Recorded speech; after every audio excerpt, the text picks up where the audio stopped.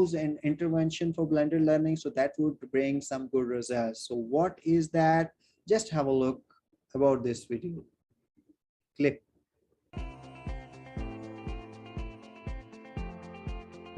If we don't ensure there is some form of monitoring, learners can feel their work isn't being checked and can quickly disengage. It is therefore an important part of blended learning and should be embedded into your strategy. Some suggestions to assist the monitoring of blended learning could include monitoring of student work to take place on at least a weekly basis to allow for timely intervention. Automated assessment should take place in tasks as much as possible to assist in tracking progression and to minimise marking load. And the use of digital badges to acknowledge achievement and celebrate success.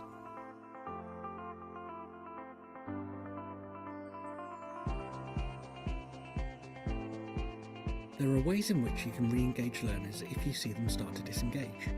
Here are some useful intervention tips.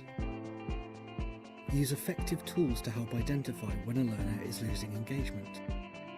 Ascertain which aspect of the learning they are struggling with. Some may be disengaging due to practical reasons, such as issues with technology, or not able to join at a particular time due to other commitments. The need to be aware and opportunity to be flexible is imperative. Host intervention sessions where possible.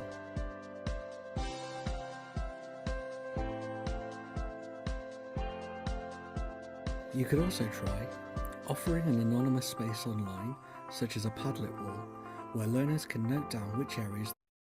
So here, what you can do it with the feedback, you can go ahead with the user feedback. You can send them assessment like the assignment, the form of assignments or quizzes and learning plans. You're going to share with them, sharing learning. So all these checks and balancing and monitoring can make it more effective, your online learning or blended learning.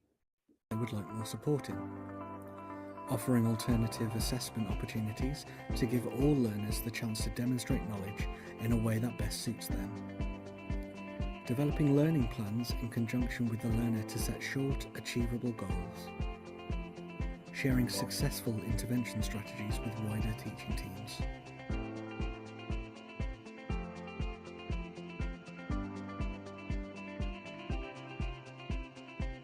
By implementing a variety of these tips and sharing best practices with your peers, not only do you get the best out of your own learners, many more will be positively impacted and have a better experience.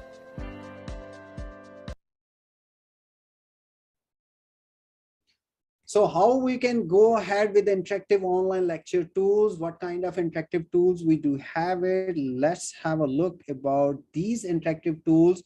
And there are some very interesting tools that already we do have it, like Microsoft Teams, WooClap and Zoom, and all these tools can be used for the online and blended learning. And I want to tell you that here Microsoft Teams is licensed version available for the students, for the staff members as well, I think so here. And some other free softwares that also available. Let's have a look. How to use different tools to make your lecture more interactive. You're about to give an online lecture to a small group of up to 15 participants or a large group of more than 50 participants. Are you wondering what tools to use, how to use them, and how to optimize the use of these tools to gain the best outcome in terms of interaction in class? Then keep watching, and through this video you will get acquainted with the different tools and tips on how best to use these tools. Pick a video conferencing tool for delivering your lecture, for example, Microsoft Teams or Zoom. Think and see if it would be better to plan interactions with the whole team or to have discussions in smaller subgroups. The different features in video conferencing tools help with making your lecture more interactive. Perhaps it would be a good idea to use whiteboards to increase opportunities for collaboration during classes. The chat function gives the opportunity to stimulate interaction in writing even during the main lecture. With emojis, participants can give quick signals to the presenter. thumbs up emoji, too fast or too slow emoji. With polls, questions can be prepared in advance so you can check for quick reflections. To attract the participants' attention, try sharing your PowerPoint while you're providing explanations on a topic. One very useful feature of video conferencing tools which allow meeting organizers to split the participants into smaller groups for things like brainstorming sessions or group work discussions are virtual breakout rooms. It is essential to plan in advance and make sure you have a clear assignment so participants return to the plenary session where subgroups can share their answers via poll, via chat, by turning on microphone and giving a short summary, or just via thumbs up icon or other emoticons. For interactions in plenary sessions, try using an audience response tool like WooClap. Using these function tools, like polls and quizzes, can easily be used to stimulate interaction. For things to work smoothly, make sure you have a clear question, give enough time to everyone to answer the questions, and then share the answers and provide explanations. Quizzes also help with interaction. To add more thrill to your planned interaction, you can combine quizzes with a small competition. Now, if you're looking for a common area that students can individually or in groups list their thoughts and ideas, then you can introduce Padlet or idea boards in your lecture. These are simply virtual walls with post-its. These tools can provide a quick overview of answers to the questions raised during the lecture. If you use a complex scheme or explain a complex process, then you can record it beforehand so you don't miss a step in your explanation. This creates a break for you in your lecture.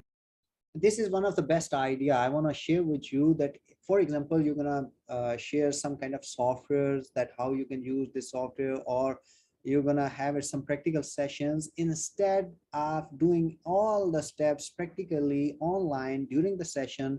That would make it more worse. For example, your computer shut down, all the process gone down.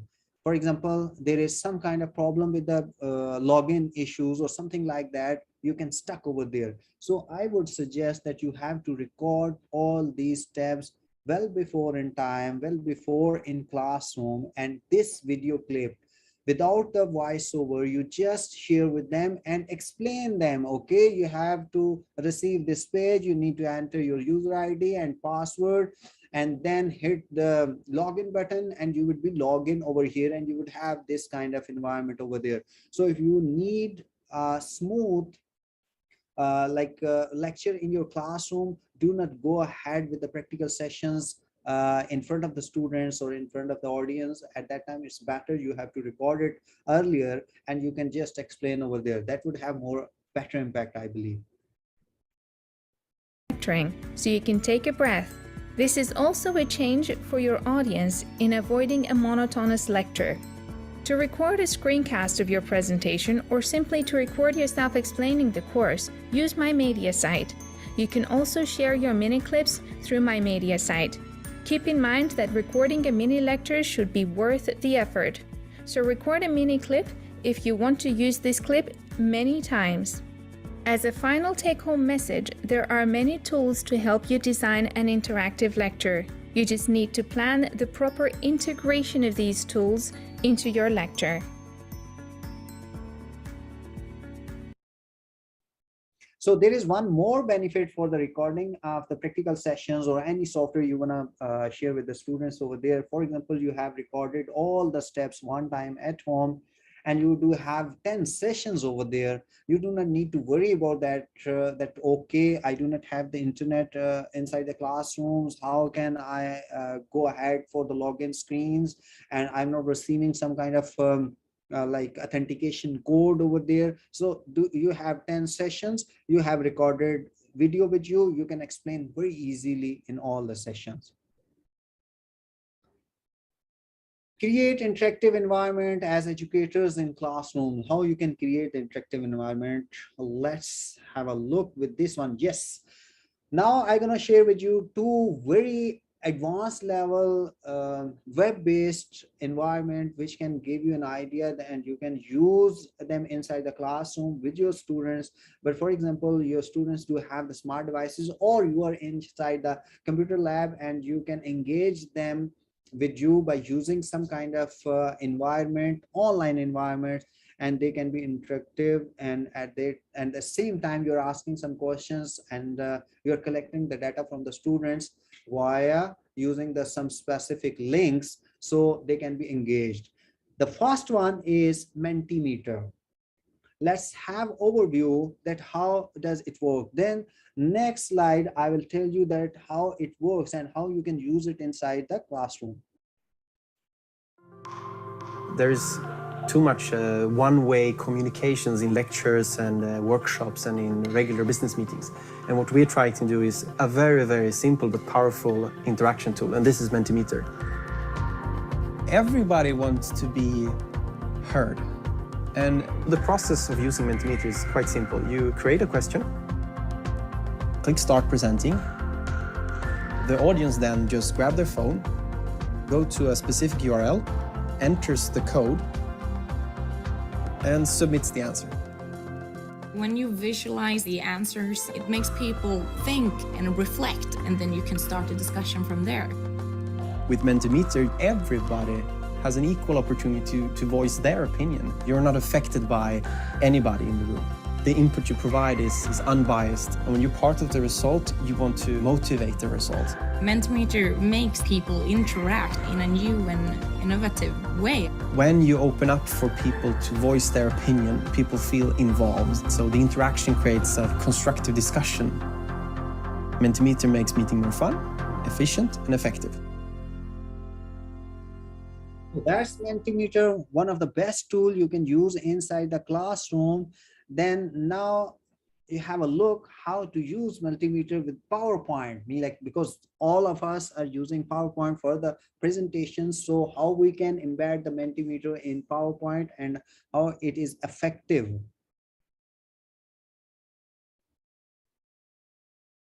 Yes, Dr. Rima, please share the link for registration. Registration is still open. And I would like to remind you all guys that without registration, you would not be able to receive the e-certificate. So if you need a certificate, you need to get registered. And the second most important part, that you have to rename your name in the list of the session. Now, right now, you just go in front of your name. There are 3 dots, click on that one, rename, and front of your name, you have to put the employee ID. So I can easily search out and allocate the e-certificate for you all, for all of you. But registration is mandatory. So we're going to share the link for registration for you, and you have to get registered for this session. Okay, let's have a look how to use Mentimeter with PowerPoint. Now, there are a couple of ways in which you can use Mentimeter together with PowerPoint, but what a lot of people don't know is you can create long and beautiful presentations directly in Mentimeter. And let me show you what I mean here. So here I have my team meeting presentation, and I'm going to go ahead and I'm going to add a new slide and scroll down to the content slides. And here I can add bullet points, images, headers, just like I would in PowerPoint or Google Slides, for example. And this allows you to create longer and more dynamic presentations, all while using the app. Now, if you already have an existing PowerPoint presentation, it's really easy to upload your PowerPoint directly to Mentimeter. And to do that, I'm going to go up here and I'm going to click the Import button. And what this allows you to do is allows you to import either PowerPoint presentations, keynote presentations, and even PDFs directly to Mentimeter. So I'm going to go ahead and I'm going to click here, and I'm going to select my prototyping presentation here. And as you can see, it'll upload directly to Mentimeter. I'm going to go ahead and close this window, and it'll upload in the background. Now that my PowerPoint is uploaded to Mentimeter, I'll find it at the bottom of my presentation. And here we can see I have my entire PowerPoint presentation directly in Mentimeter. And this allows me also to add the beloved reactions here, the heart, the thumbs up, and the cat if we would like that. And this is a really smooth and easy way to keep everything nice and tidy in Mentimeter.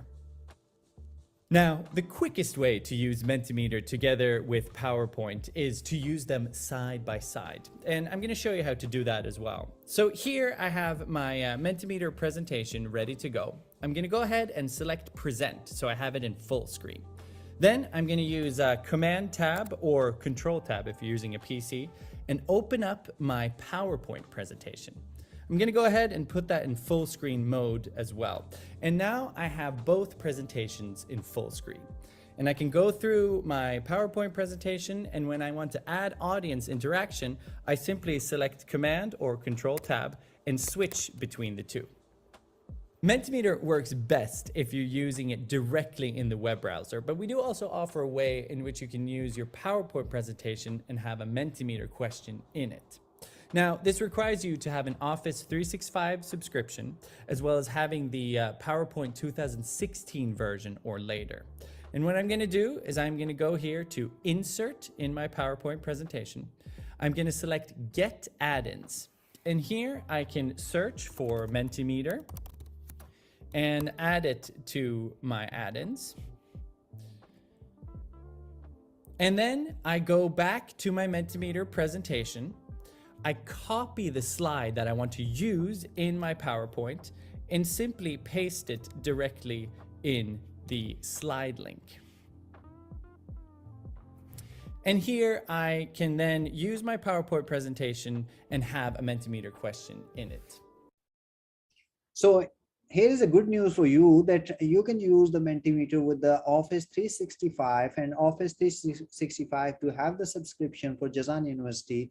Anyone can use Office 365 free of cost without any subscription. You just simply go to office.com and click on login and use the login screen with your user ID and password. The user ID for your email ID and the password, you can use it, and any phone number which is you already linked with the Jamia Jazan, you can receive one authentication code and you can log over there and you can use the Office 365 free of cost. I hope you understand and enjoyed about Mentimeter. This is one of the best tools which can be used inside the classroom with the students or between the teachers for the training sessions. Here is another very interesting tool, that is Kahoot. What is Kahoot? Kahoot is an online game-based learning platform. It allows teachers, organizations, and parents to set up fun and web-based learning for others. So this is again very interesting topic and very interesting tool, powerful presentation tool. So let's have a look about this one.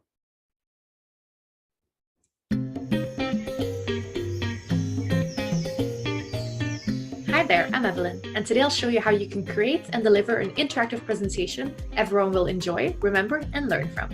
Did you know that even when a topic is found interesting, the average person can only focus on a presentation for 7 to 10 minutes at most? How can you ensure your audience will connect with your presentation? Firstly, make your audience the focus of your presentation, and by that we mean interaction. Involve your audience throughout your entire presentation, not just with the Q&A at the very end. Also, make sure your audience remembers the key content you want them to, which is where reinforcement quiz questions come in. Let's explore exactly how you can create a great presentation with Kahoot. Log into your Kahoot account and click Create. You can import an entire deck of slides into Kahoot. Click Import Slides and follow the instructions. We support PowerPoint, Keynote, and PDF. Remember, you can also export Google Slides as a PDF. Make sure you're happy with your slides before you import them. Once uploaded, you can move your slides around or delete some of them, but you won't be able to edit the content in them directly. Add interaction questions in between slides, for example polls or word clouds, to give your audience a voice and do a pulse check. You can add these in at any point during your presentation. Next, reinforce your key points with quiz questions at the end of a section of your presentation, as well as at the very end. That way, you'll know which content sticks and if you've communicated it well. After your presentation, review the data on the question responses to understand if you successfully landed your key points. Make sure you adapt your presentation content and style accordingly for next time. Now let's go over some top tips and best practices for making your presentation super engaging and memorable. Half as long as twice as good. Prioritize your content by identifying 3 to 5 key things you want your audience to take away, and make sure no more than 50% of your presentation is made up out of slides. the other 50% being audience participation or review quiz questions to reinforce these. Do you understand that why I always asking you to participate, to be interactive? Because the research says that only 50% is the presentation, and the rest of the 50% of the session should be the participation from the participants. But when we ask questions or we try to engage you guys, like one or two participants are over there who are answering, but none of others are taking interest. Believe me, by interacting with the trainer, you can have more ideas and you can generate more ideas by asking some questions or like making it more interactive. So when it's a request that when I ask you something, at least try to answer. If you don't know, doesn't matter. We are not trying to force you to learn something forcefully, but at least try to participate. Take advantage of YouTube videos to bring your content to life, but add relevant clips. You don't have to include the entire video. For the best experience, get participants to join the presentation via the Kahoot app. If not, they should disable the screensaver mode on their devices so they don't lose connection throughout. When hosting a presentation, spend no more than 60 seconds on each slide to keep engagement high. Take advantage of real-time feedback. Use polls and word clouds to deliver a continuous Q&A throughout your presentation. Another very good idea about the presentations that do not stick with your one slide for more than 60 seconds. So idea is create more slides, stay less on the slide, and you can have more engagement with the students over there. Not just at the end. If you want to assign your presentation as a self-paced challenge, so the audience goes through it on their own device in their own time, make sure to add more slides to give context. You won't be there to give the explanations live. As a presenter, there's no better feedback to understand in real time how much your audience has taken your key content on board, and you can make every meeting a huge success. And that's how you can deliver interactive presentations.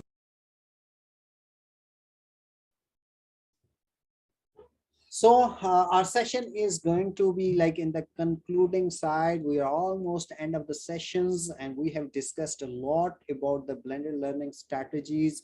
We can start with what is blended learning, then we move to the models, and then like tools of the blended learning, and we have discussed different softwares which are really impactful inside the classroom if you're going to use all these softwares with you, and it's really easy.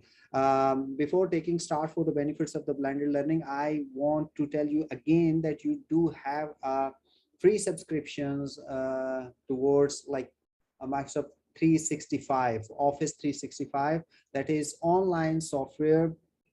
You simply go to Microsoft Office website, that is www.office.com, and simply click on login. Put your user ID. User ID is your email ID, and password, the same password, and then you will receive the authentication code on your mobile.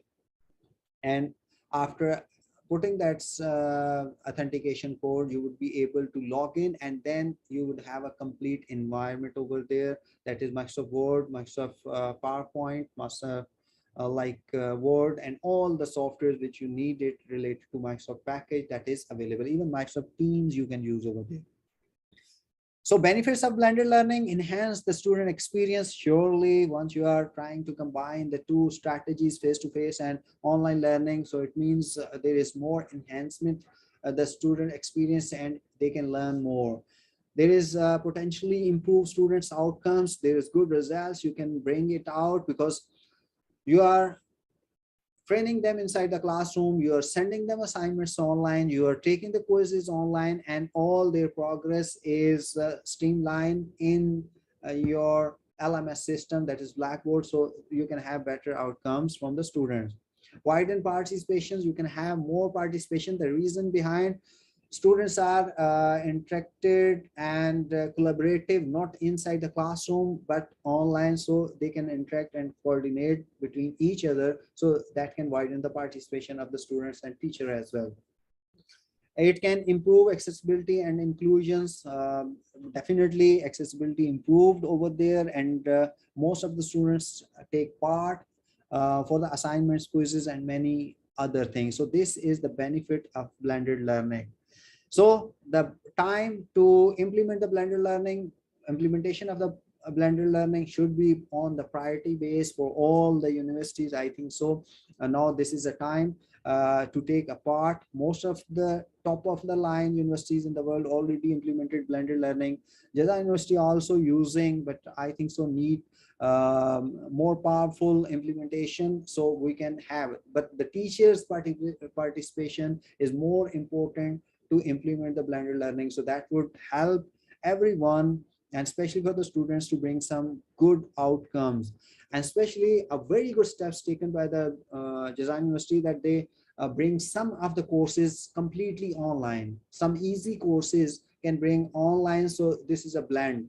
Now you can teach inside the classroom, and you can send quizzes online, you can send assignments online, and you can have the e-examination. So this is a blend of e-learning and face-to-face learning that can help you to understand that what is going to be more interesting from the student side, and what is more interesting outcomes from the student side as well.